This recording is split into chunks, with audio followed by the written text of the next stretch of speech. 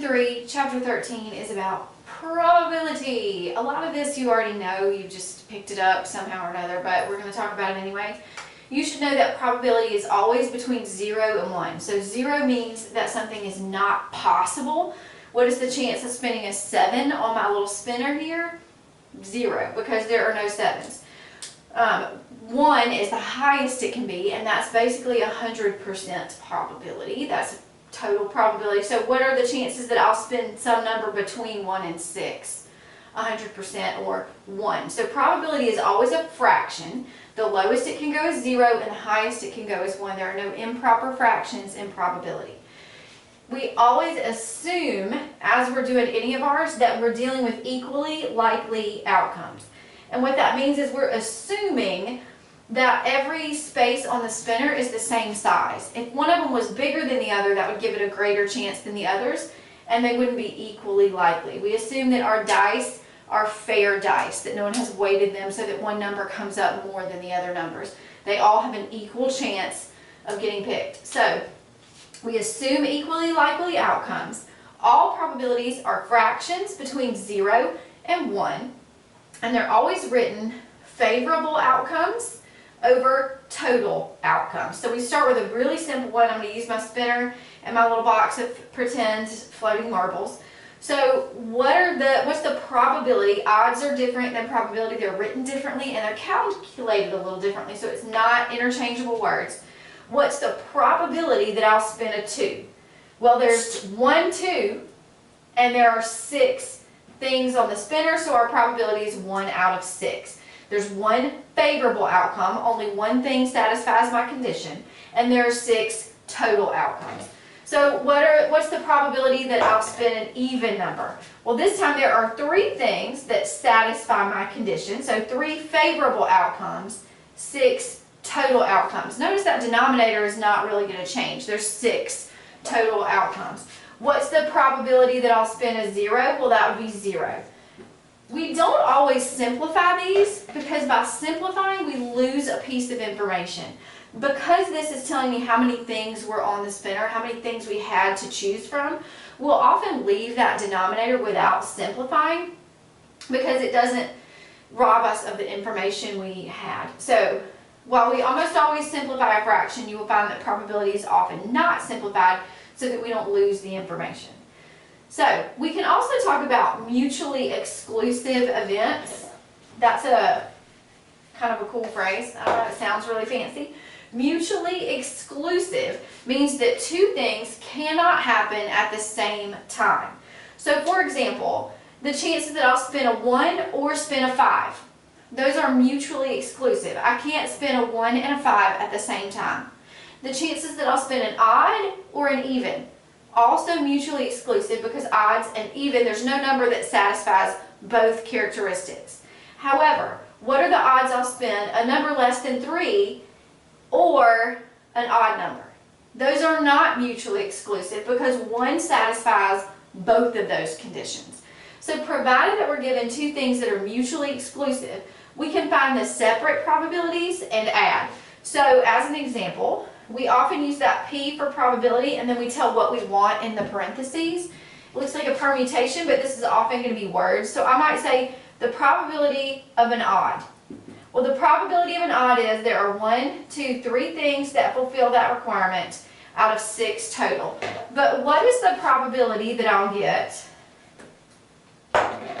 less than 3 or 6? Okay, I can do them piece by piece is the thing here. So this is typically an or word. Less than 3 or 6. Now you can just count it up. That's this, this, and this. 1 and 2 are less than 3 plus 6. So there are 3 things that satisfy the condition and 6 total things. But we should note that the probability of getting something less than 3 is 2/6. And the probability of getting a 6 is 1/6. And that those probabilities add up to 3/6. So there is a little rule in there, but most of you would have been able to figure this out instinctively because you just find all of those things. So again, if we want to do some mutual exclusivity, we can say what is the probability of getting an odd or a 4.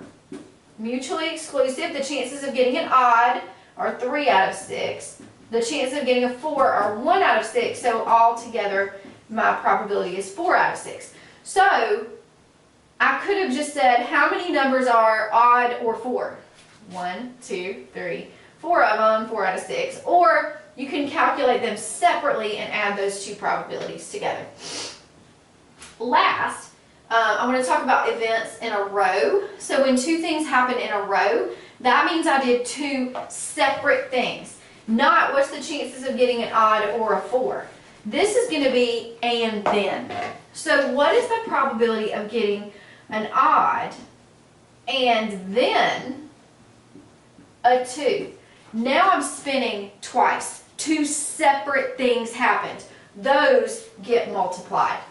So the first time, the probability of getting an odd, that's 3 out of 6. The probability of getting a 2, that's 1 out of 6. And we multiply those to get 3 out of 36. This goes back to that counting stuff we talked about in the last sections. That there are 36 possible things that could happen. I could get a 1 and then a 1, a 1 and then a 2, a 1 and then a 3, a 1 and then a 4. So what it really is I have 6 choices for what's going to happen the first time and 6 choices for what's going to happen the second time, and that gives me 36 total choices. But it simplifies a little bit in this section. We just say we find the probability of the first thing, the probability of the second thing, and then we multiply those two probabilities. So let's go down here and do it with my marbles. So we could do the spinner and the marble. So what's the probability of getting even and then black? And in case you can't see it well, I've got my box of 5 marbles. 3 are black and 2 are blue. So the probability of even and then black. Well, the probability of spinning an even is 3/6. The probability of drawing a black is 3/5, and those two get multiplied to give me 9/30. So there's my fraction for that, and then. So when we have two separate events, I do this, and then I do that. That's a multiplication problem. When they just give you two conditions, but it's a single spin, so I'm going to spin, and I'll accept either a 1 or a 3. That's not two spins. It's one spin with two acceptable answers. If I ask that for the chances of a 1 and then a 3, that's two separate spins. So that's the difference. We multiply when we do two separate things. I have the box of marbles because this is the sort of thing where something applies here that doesn't to the spinner, and it's about putting things back. So the key words here are going to be with replacement or without.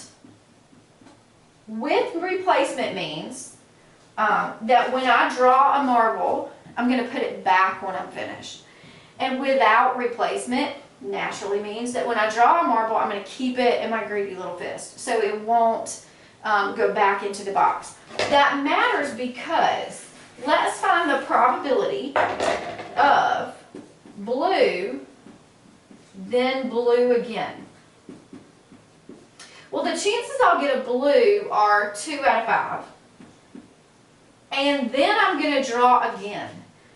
Well, the chances I get a blue the second time kind of depend on what I got the first time if I don't put it back.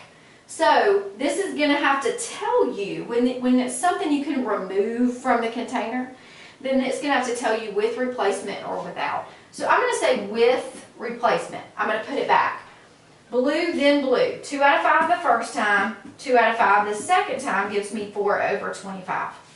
If we do it without replacement, so let's do the same problem, blue and then blue again, but without replacement. So the first time, my chances are 2 out of 5. Well, what I get the second time depends on what I got the first time, what's in my hand. What we do is assume we got what we wanted. We assume I got blue because I'm not interested in what happens the second time if I got a black the first time. I don't care because I'm finding the probability of getting a blue and then another blue. So we assume that this part happened, and then we find the probability of the second part. So the first time my chances of getting a blue were 2 out of 5. So I drew a blue, it's in my hand. Now my chances are 1 out of 4. Not only is there one less blue in the container, there's one less marble in the container. So then I get 2 over 20. That was a lot of talking, but we're going to do it one more time, and hopefully it'll be a little faster this time. So we're going to do it again with and then without replacement. So if I want the probability of black, then blue, we'll start without replacement. So I'm not putting it back. The chances of getting a black are 3 out of 5. Now I'm holding a black in my hand because I did not put it back. The chances of getting a blue are 2 out of 4. 6 out of 30. Let's do the same thing with replacement. So if we do the same probability but with replacement, the first fraction is the same. The probability of getting a black is still 3 out of 5. But now I put it back. So I'm not holding anything in my hand, and the chances of getting a blue are 2 out of 5, not 2 out of 4. So I get 6 over 25. That's all there is in this section. Be sure you contact me if you have questions. I'll be glad to answer them. You really only have a few questions from this section, and I think most of them are going to be pretty intuitive for you. I don't think you're going to have to consult rules very much for this particular section, but I will go ahead and say now, and I will write this down as well, that this test will be open notes. So you might want to write a good page of notes for yourself so you don't have to do a lot of flipping around in your book. You might want to get all the formulas you think you'll need written somewhere, all the definitions you think you might need written out somewhere. So we will not have a study guide. We'll instead have an open notes test. It will again be multiple choice like it was before, but you'll be able to use your notes on it.